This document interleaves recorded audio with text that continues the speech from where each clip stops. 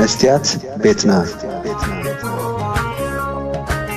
سلام كما يتنحكم كبرات تخطاتلت مستيات بيتنا هاجرات إيرتران إيتوبيان مالت سرعتات هجدفن بالتقنان دحرو البريتوريا كأسنا بلو نابه هلم زبالة قدنات فقات كمرحو خمس أنحو كنكتاتلو زحقناي اتي ابي منغو زنبره علم ززاربه فقري تصنققو لمدو صباح كينات يولعو تباهيلو ابي زنغرلو زل اوانكا سرعه قدف لومي 26 سنه 2025 نخيناتن ورارن زملكت مغلصي اوصيلوم اتي بمنستر زينا زوص مغلصي قال بقالو كمزي يبل ابي زحلف حيدت معلتات سرعه ايتوبيا ابي صعق دبلوماسياوي زمته تصميدو قنيلو እዚ ዘመተዚ ናብ ዋና ጸሓፊ ሕቡራት ሃገራትን ሓያሎ መራሕቲ ሃገራትን መንግስታትን መልእኽቲ ምስዳድ ዘጠቃለለ እዩ።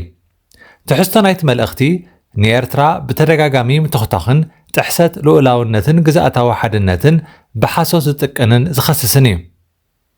እዚ መደናገሪ መልእኽቲ እዚ ያኢ ንኣህጉራዊ ማሕበረሰብ ብምትላል ነቲ ንነዊሕ እዋን ነጋሪት ክድስቐሉ ዝጸንሐ ኣጀንዳ ኩናት ደገፍ ንምርካብ ዝዓለመ ምዃኑ ንኹሉ ብሩህ እዩ።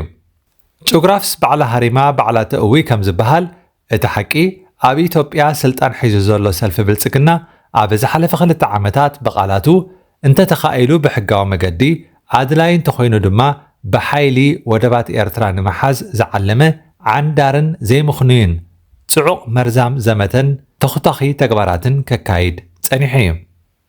እዚ ስርዓት እዚ ክንዮ ቃላት ብምኻድውን ኣብ ዕድጊ ኣጽዋርን እልቢ ዘይብሉ ኣነዓ ዓቢ ተግባራትን ተጸሚዱ ሓጊዩ እዚ ተኽታኺ ተግባራት እዚ ንልኡላውነትን ግዝኣታዊ ሓድነትን ኤርትራ ከምኡውን ንዞባዊ ሰላምን ርግኣትን ከቢድ ናይ ሓደጋ ደወል እኳ እንተኾነ ኤርትራ ልዑል ነፍሰ ግትኣት ክትክተል እያ መሪፃ ቀዳማ ሚኒስተር ኢትዮጵያ ናይ ኩናት ኣጀንድኡ ምስ ኣወጀውን እንተኾነ መንግስቲ ኤርትራ ብ16 ጥቅምቲ 2023 ኣብ ዘውፅኦ መግለፂ ነቲ ኩነታት ብኣርምሞ ብምግንዛብ ከም ወትሩ ኣብ ከምዚ ዝኣመሰለ ጎደናታትን ማኣድታትን ከምዚ ዕደም እናረጋገጸ ንኹሎም ጉዱሳት ከይትንኮዩ ምምሕፃኑ ዝዝከር እዩ።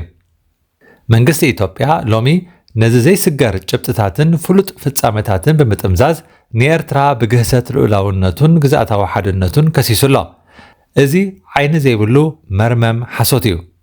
ተኸታተልቲ ስርዓታት ኢትዮጵያ ንኣህጉራዊ ሕጊ ቻርተር ሕቡራት ሃገራትን ብይን ኮሚሽን ዶብ ኤርትራን ኢትዮጵያን ብቑሉዕ ግሂሶም ንኽልተ ዕቁድ ዝኣክል ሰፊሕ ክፋል ልዑላዊ መሬት ኤርትራ ሒዞም ምጽንሖም ዝፍለጥ እዩ።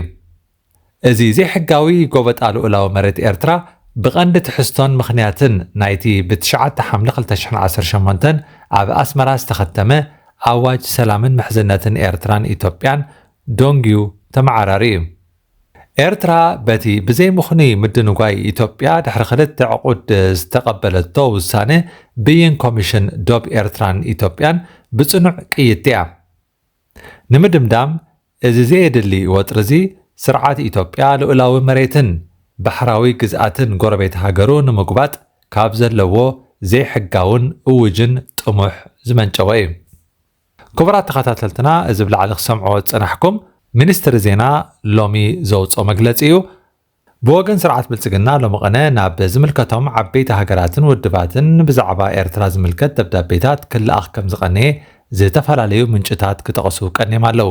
ስርዓት ግደፍ ካብ ኢትዮጵያ ንሓንቲ ክልል ፈልዩ ጽምዶ ፈጢረ ህዝቢ ምስ ህዝቢ የራኽብ ኣለኹ ዝብል ፖለቲካ ምስራሕ ካብ ዝጅምር እውን ወሪሕሎ እቲ ጉዳይ ናበይ ንምብጻሕ ዝዓለመ ከም ዝኾነ ግዜ ክበርሃልና እዩ። እቲ ሕጂ ኣብ መንጎ ብልጽግናን ህግደፍን ዝምዕብል ዘሎ ፖለቲካዊ ምዕባለ ግን ኣዝዩ ሓደገኛን ናብ ናይ መወዳእታ ዝለዓለ ደረጅኡን ዝበፅሐ ይመስል። መግለፂታት ናይ ቃላት ኩናትን ፕሮፓጋንዳዊ መደባትን ቀጻሊ ይቐርቡ ኣለዉ። ብወገን ኤርትራ ኣብ ውሽጢ ሓደ ወርሒ ድሕሪ መደረ ኢሳያስ ኣብ 24 ግንቦት ሕጂ ንኻልኣይ እዋን እዩ ብልጽግና ንወራር ትዳሎ ከም ዘላ ዝንገር ዘሎ። ኢትዮጵያ ነዚ ሎሚ ብወገን ህግደፍ ቀሪብላ ዘሎ ክሲ ከመይ ዝበለ ምላሽ ክትበሉ እያ ህዝቢ ብሃንቀውታ ይጽበሎ። ክቡራት ተኸታተልቲ መስትያት ቤትና ጽባሕ ብኻልእ መደብ ክንራኸብ ኢና። ንሕጂ ግን ደሓን ሕደሩ። መስትያት ቤትና መስትያት ቤትና ንሓቀኛ ምስሊ ኤርትራ ንምንጽብራቕ ዝተፈላለዩ ጽሑፋት ተንቀሳቐሲ ምስልታትን ቃለ መሕትታትን ሒዛ بزكرياس كبراب النترالوت تقرب مدبيا كفوت لساني من يزعصوني هاي سجدن علي عبطاقوت ملاخي الطاوخ يقنا مسلي فتحي